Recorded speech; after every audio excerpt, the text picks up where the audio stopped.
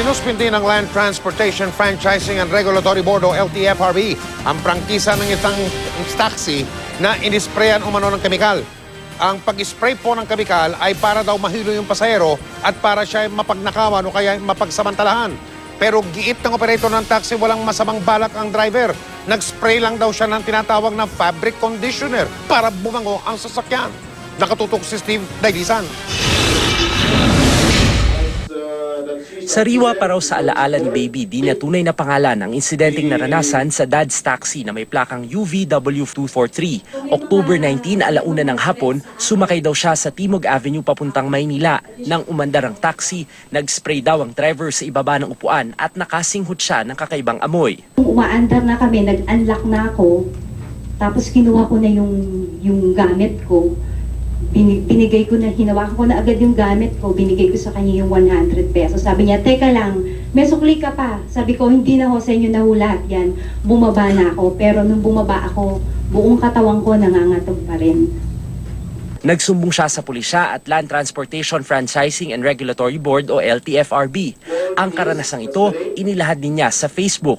Dito nakaranas din daw siya ng hindi maganda. Nag-personal message sa akin yung driver na hindi ko alam kung siya yung sa Facebook? Opo. So may mga threats sa akin. Kanina nagharap sa hearing ng ahensya para sa isinampang reklamo ang nagpakilalang may-ari ng taxi at si Baby. Iprenisinta ang dokumento at prangkisa ng taxi. Tumugma naman ang paglalarawan ni Baby sa driver na nakilalang si Roland Kelly o PJ. Hindi pa ipinatawag sa pagdinigan driver pero ipinakausap sa amin ng operator. Itinanggi niyang may masama siyang balak sa pasahero. Totoo raw na nag-spray siya sa taxi pero fabric conditioner daw ito para bumango ang sasakyan. Bukod doon sa mura ho kasi ito, pamilyar po itong amoy nito sa mga tao. Kaya po ito ang ginagamit talaga ng mga karamihan po sa lahat ng taxi driver ngayon. Ang sabi niya kanina, mini-message mo raw siya sa Facebook tapos may mga pagbabanta raw na ipinapaarating sa kanya. Ay, hindi ko po alam.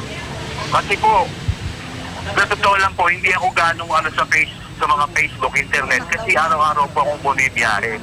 Ito yung mismong taxi na sinasabing sinakyan ng biktima at pinakita nga sa atin ng may-ari itong ginagamit na pang spray daw ng kanyang driver. Sa kulay nito, parang kakulay siya ng ordinaryong fabric conditioner. Parang ganun din ang amoy. At sinasabi nila na ito raw kasi yung ginagamit na pang spray dito sa floor mat para nang sa gayon, maalis daw yung amoy kasi merong mga pasahero na sumasakay na basa yung paaso na mamaho. Kaya ito yung ginagamit nila. Amoy fabric conditioner. Pero ipapasuri pa ng LTFRB kung ano ang nilalaman ng naturang spray. 30 days preventive suspension sa prangkisa ang ipinataw ng LTFRB habang may investigasyon. Ipinasusoli rin ang yellow plate ng taxi. Tanong ng driver at operator, kasalanan daw bang mag-spray ng fabric conditioner?